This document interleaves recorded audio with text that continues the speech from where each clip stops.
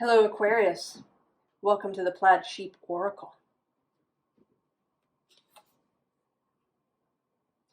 We begin today with this isolation card. And this is it's not about, I feel like it's not about a particular or temporary condition. This is like an underlying pattern of how you move through your life, that you see yourself as isolated, as separate.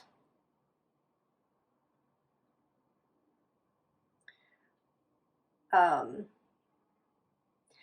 needing to move alone. And this could be true even if you've been in a long-term relationship, that there's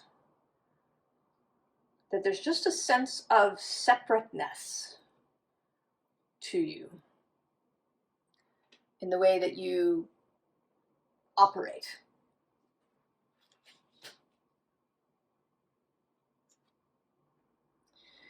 And there's two cards. There's this About Time card, where you're tethered, right? You're tethered to this kind of clockwork arrangement. And I don't think that this is, right, that it's not really about time, but that you're tethered to a set of beliefs or ideas about, kind of what it means to be human, what it means to be you.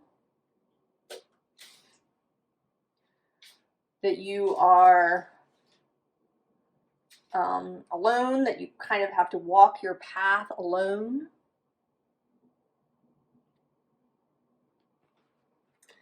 At the bottom of the deck is this Where the Wind Blows. So I have a sense that you think that this is just the way it is. That you have a sense that this is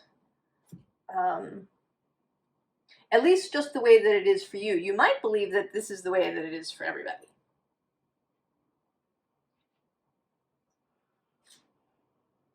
And it's possible with that card at the bottom, right? For me, the cards that appear here on the top are a kind of known or at least glimpsed underlying factor. And then the card on the bottom is an unknown underlying, something that is hidden from you. So I think you have a belief, a core belief somewhere, that you're meant to go it alone, even if you're in a committed partnership.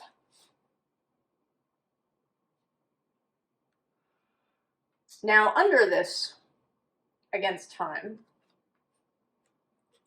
is this group who are your people. And I mean, like, actually people.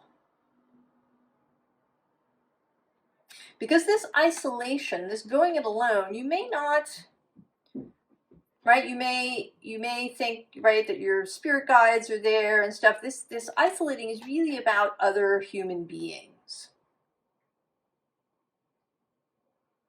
About keeping some aspect of yourself closed off and unreachable and unshareable.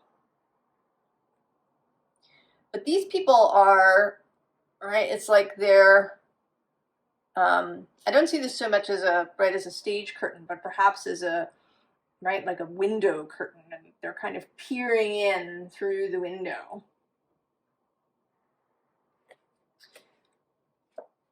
But then below that is this crone, and then also this sea spirit card. And in both of these, right, it's like you're disconnected from the moon, disconnected from emotional fulfillment, emotional sharing, because I see this not as a personal moon, but kind of as a group moon, right? The moon that you and your friends and loved ones all see, right? You're all connected. It's like a nexus point. But you, right, you're not holding onto it. You can see this, right? This string is not with you.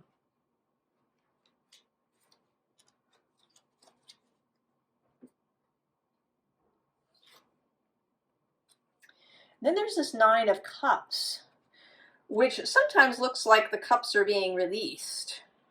But here I feel like, almost like you're stuffing them back in. That when they sort of unintentionally leak out, that you put them back in.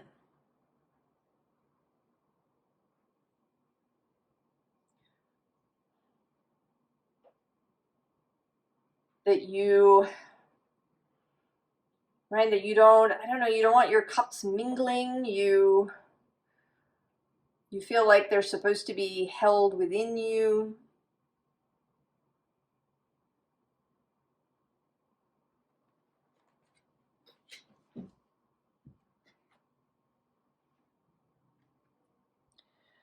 And there is an aspect of you, though, that, right, is trying to come through here. As you know, if you've watched my channel for a while, these individuals in the red dresses are people who are following their heart, their passion. Right? They're fully expressed. So there's a part of you that is looking to change this pattern that you've got going.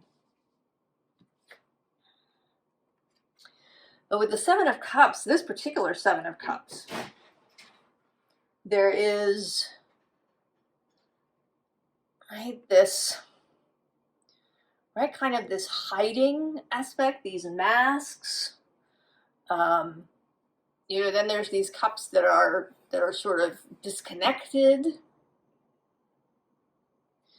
And these may be, right, other people, these cups. But you haven't been able to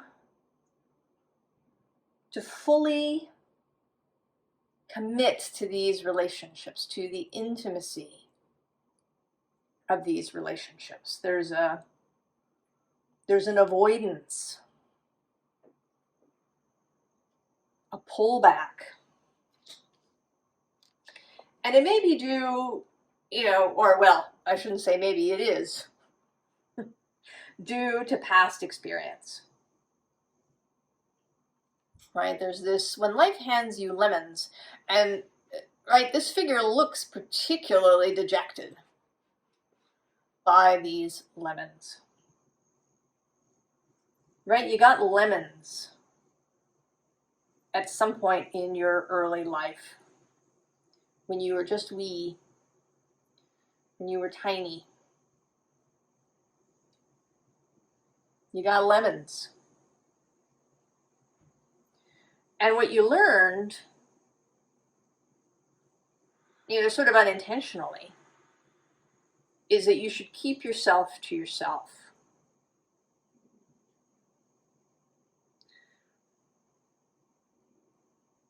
You know, and it may be that you've been able to apparently, right, conduct a long-term relationship, have friends and your family. But then maybe if somebody went and interviewed all of them, some of them might say that there's always some part of you that is held back.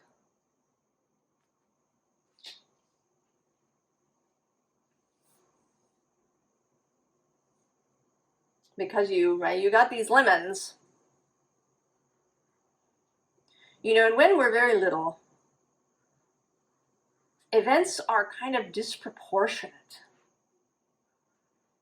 right? We haven't really learned to manage our emotions and our expectations. And if we don't get, right, if we don't have good examples, kind of an emotional attunement and, you know, settling ourselves and in repairing ruptures, then we can form this idea that we kind of, right, that we have to go it alone.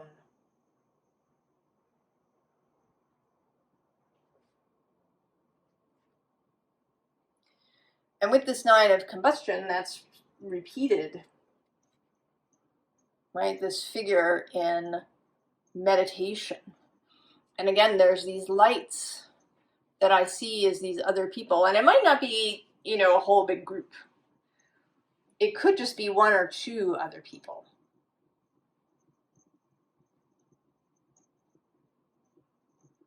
Who would really love for you to show yourself fully. For you to, you know, share your hurts and your griefs and your, you know, all those things that you've kept sort of private because they're vulnerable. And we get the moon again, right? And there is vulnerability, right? She's naked. This vulnerability. And on the other side of the moon is this 3 of combustion. These people who have, right, they're lit up.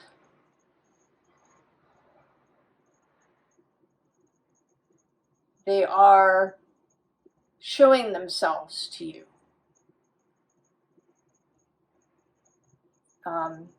You know, maybe they make gestures, maybe they share their own griefs with you. Maybe they ask questions, you know, hoping to draw you out.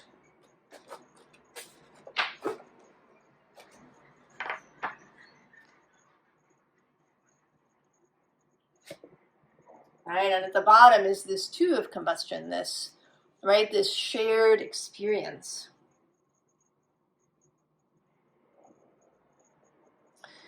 I don't know if you've ever seen children, and sometimes even older children, who are really intimate with each other.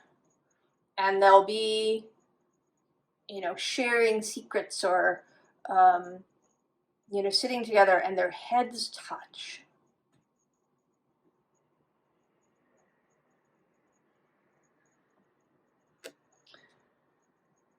That sort of feels like this. And maybe you never had that at the time when these habits form. And so that it's simply outside of your experience. This kind of closeness. And it isn't even always about words, right? It's about an energy. Can you feel yourself holding yourself back?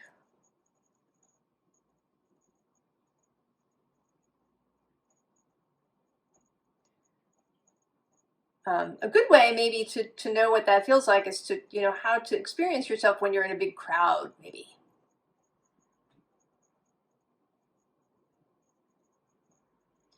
Do you kind of automatically, habitually, like, pull back your energy?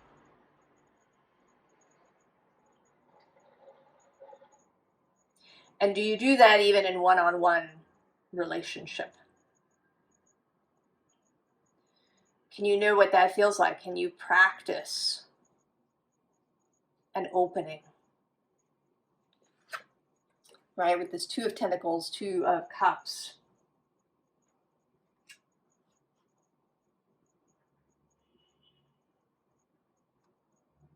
Can you feel what it might be like, right, to have your tentacles merging? Right, your cups merging, your energy, allowing your energy to flow in a situation.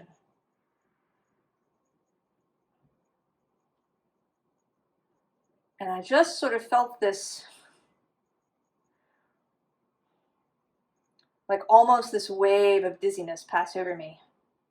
I don't usually feel stuff when I read, but it seems sort of significant. Is it, right? Does the idea of this feel really, right, like vertigo? Like to open yourself in that way? Does it feel like standing on a high cliff looking down, like you're gonna fall?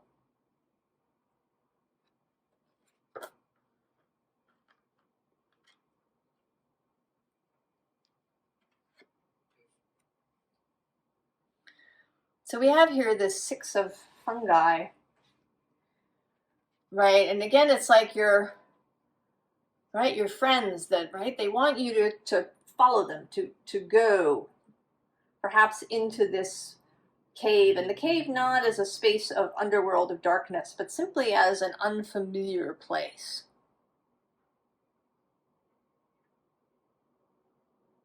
You know, it may seem dark if it's unfamiliar and unknown to you.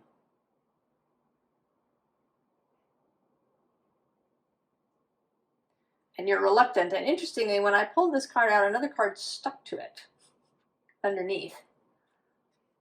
And it was the Emperor. And this particular Emperor, who often the Emperor is alone in the card, but here there's these people again. Right? But you're removed from them. You're removed from them up on the stage.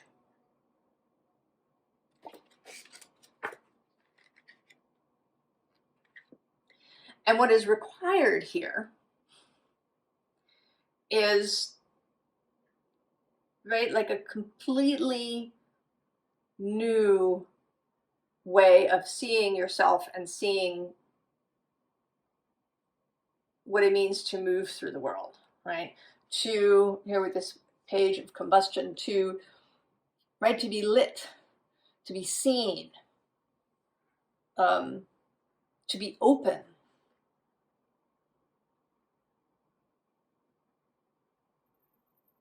Right, to have, you know, maybe to be fully expressed, right? These butterflies around the head are like thoughts that are visible to everyone.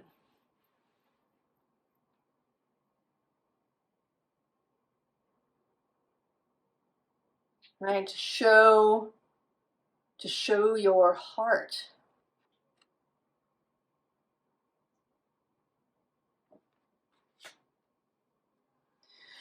To, right, to open that energy up.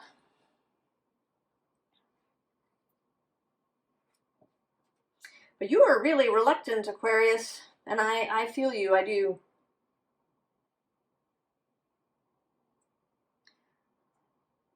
I don't know if you know anything about attachment styles. There's a study, I don't know how many people they interviewed or what, that came up with the idea that of the people out there, half are secure attachers, and then about a quarter are avoidant and a quarter anxious. I think that's a crock. I think there's way more people who are avoidant. Because I think that avoidance can hide. You can look really well adjusted. You may not even know for a long time. Right, with this solitariness card. You know, it may feel really good, right? Because our compasses can get a little distorted, right? It can feel good, it can feel safe to be solitary, right? Below this is this, right, this inner core that can be terrifying, right? To be so open, to feel maybe like you're losing parts of yourself in some way.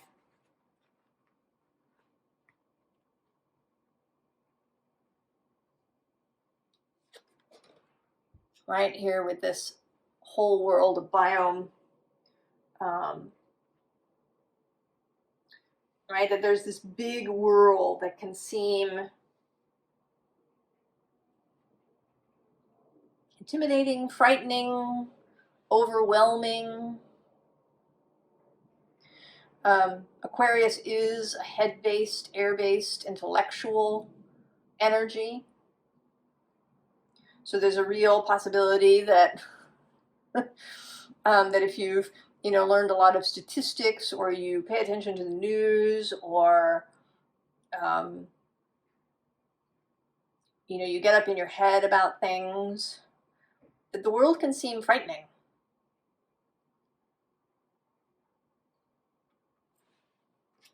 Right? We have this doubling down on protection. This card says rain and fecundity, but it never feels right like fecundity to me, because she's got her arms crossed. The body language is one of restriction, of closing, of hiding the heart. And then here, right, cave is protection.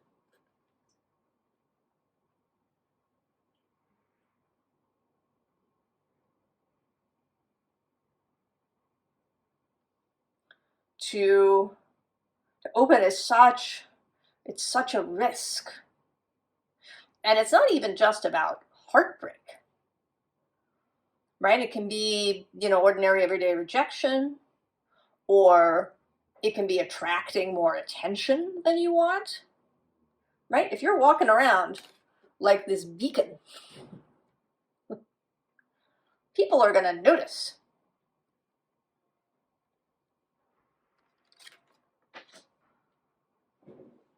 And that may feel uncomfortable too, right? You may attract more attention than you want if you're so lit up from within.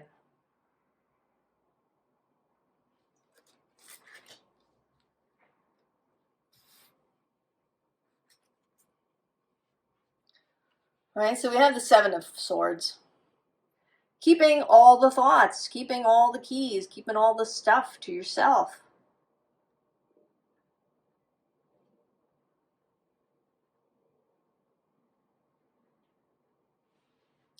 With this Six of Pentacles again here, there may also be a sense that you have to keep things even.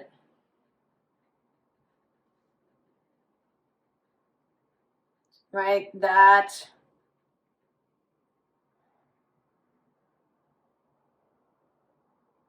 that if you open up, maybe you have to be open to everybody else opening up to you, or there's something here. And I don't entirely have a handle on it, so maybe it's a little different for everybody. But there's something here about evenness. Right? It's almost like, gift giving can be fraught, right? Do you, if somebody gives you a gift, feel the need to give one back?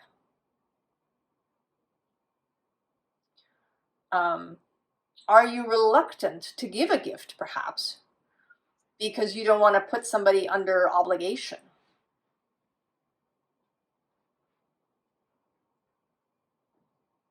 Right? Because maybe you think that everybody feels about gifts the way you do.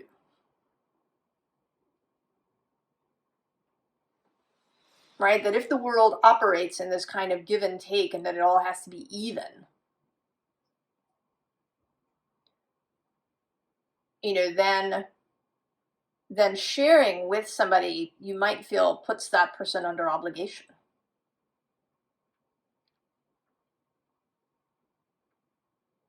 And maybe you don't want to be under obligation if somebody shares something with you. There's something about evenness. And at the bottom of this deck, we have the Tower. And this Tower that for me is always about seeing what's inside, right? Flipping the top open on something that has been kept tightly closed. So there may be something specific here, or maybe it's just that you've never really thought about it.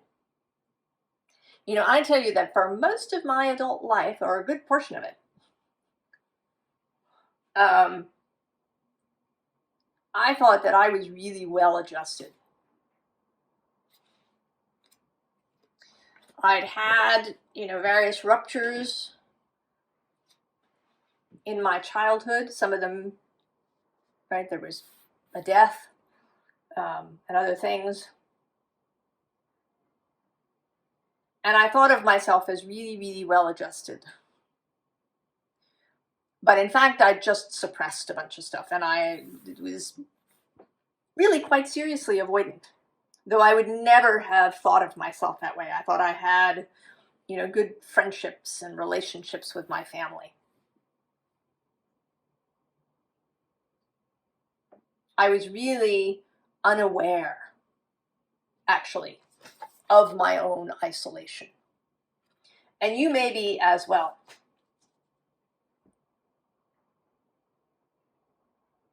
But maybe, I think with this being visible, the visible underlying, it may be that you know, right, that in some way you are being held back. And that you're beginning to understand that it's this, right, this withholding.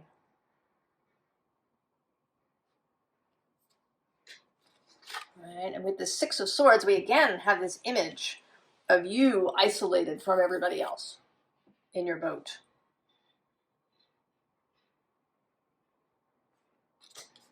But now,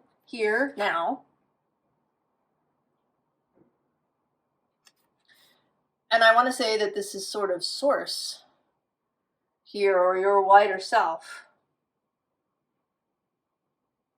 working maybe through this reading, through me, perhaps through other people that you know. Maybe this is starting to come up in different places. Maybe somebody you know has actually said to you, you know, you withhold. But this bird, right, has been given the message and is arriving here as the Ace of Cups. So this is not, and I want to stress this, this is not in any way a criticism. Right? That person who may have come up to you to say, you know, you withhold, they don't want, right? They're not trying to be critical. They're simply trying to express what they see and what they experience.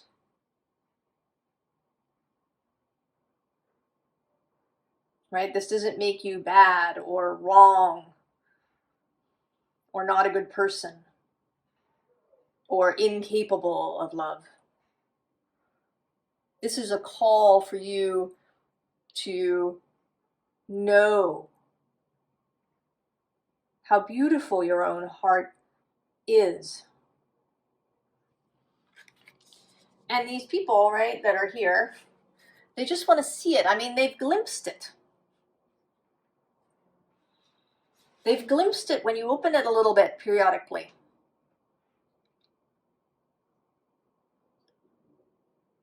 They know its beauty I don't have to be told or convinced or anything else.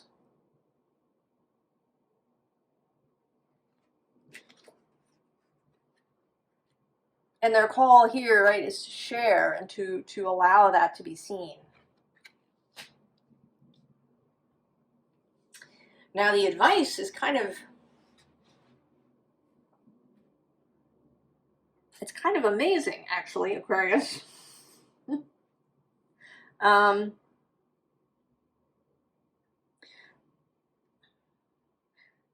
This is coming up now because it was always, I want to say that it was always going to. I've been talking in the last few readings about my ideas about fate. I don't like the word fate. It's kind of top down. Like your soul doesn't have a say. I think that your soul chooses, that your soul and the other streams, they make a plan together, right? I'm going to come to Earth as this person, and you're going to be this person, and you're going to be this person, and we're going to meet up at different points in our lives. Right? There's a plan. I don't think that anything is set in stone either, but I think that there is a plan, an outline, kind of, right? Where there are particular points in life when the astrological energies favor it.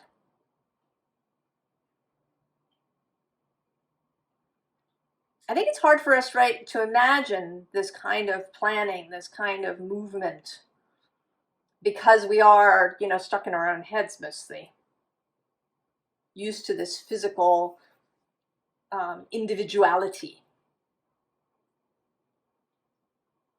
We don't hear that, what I think is constant connection, communion, communication that's happening between all these soul streams.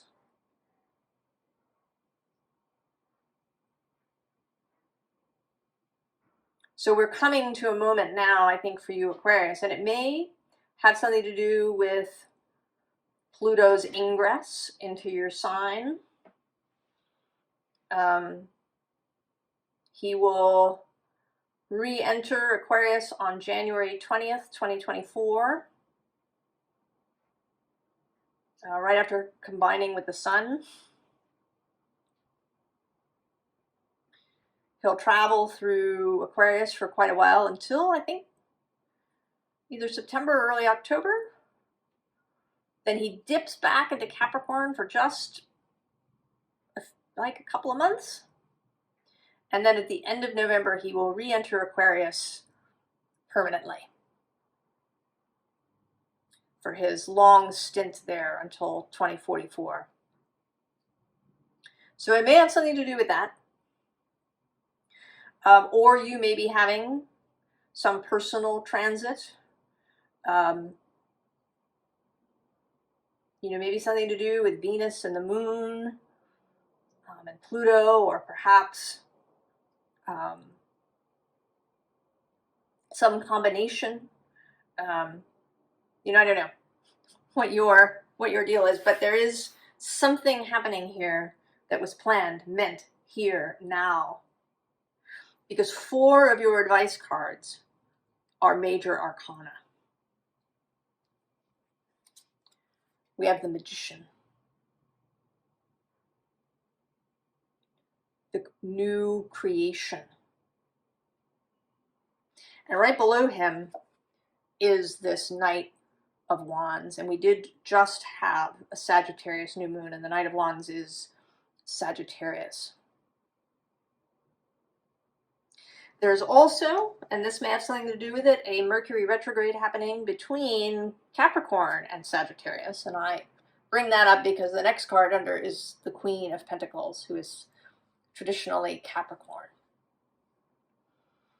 So this particular Mercury retrograde that's spent half in Capricorn and half in Sag may have something to do with it.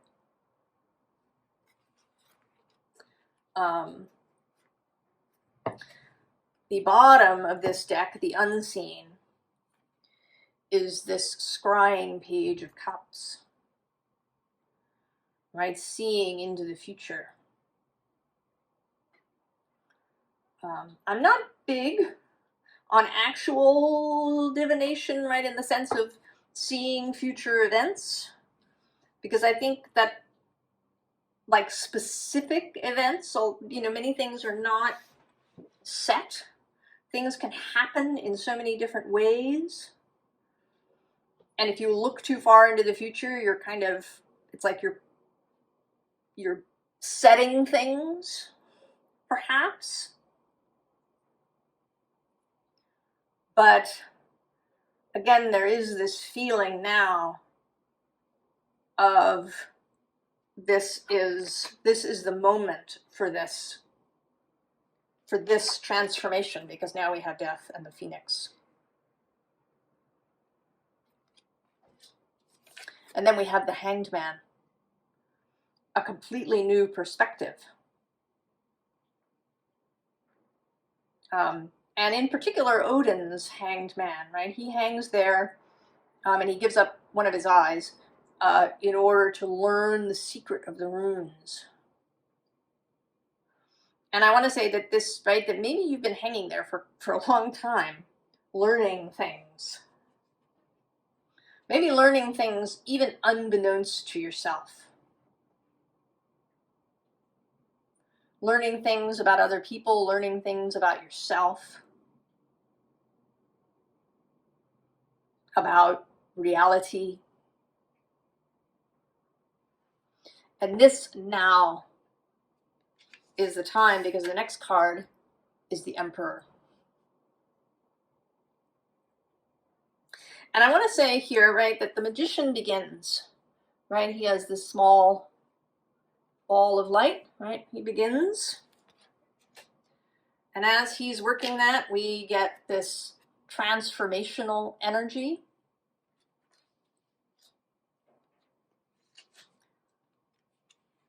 And then there's you and I, you know, here again, right, there's other beings, right, that you're kind of being called down from the tree.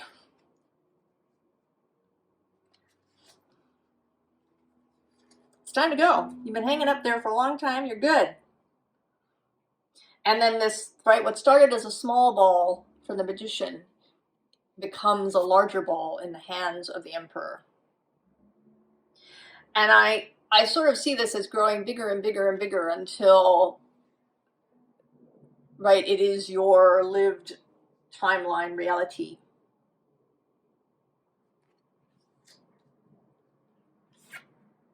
And your job, Aquarius, as this energy unfolds,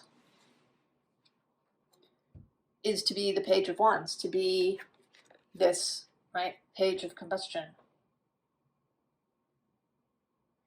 To be open to all the inspiration that might come your way. Right? To be open to other people.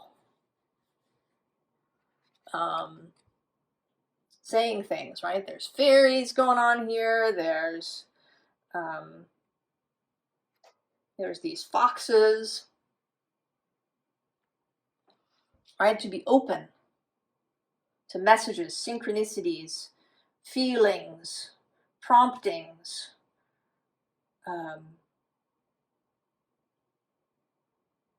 confirmations of all of this coming to you, Aquarius.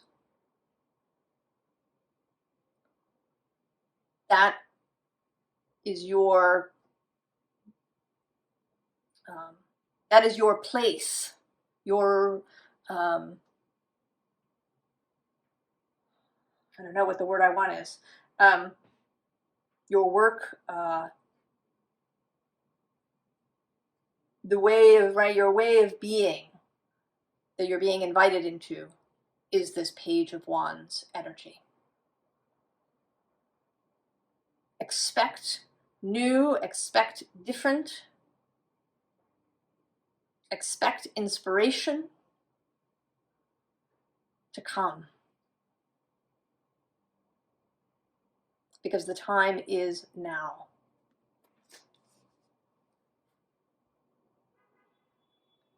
Aquarius, it's exciting.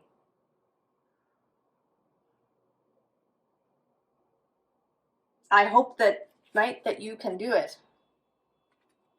That you also feel this, that this is just a confirmation of something that you have already glimpsed.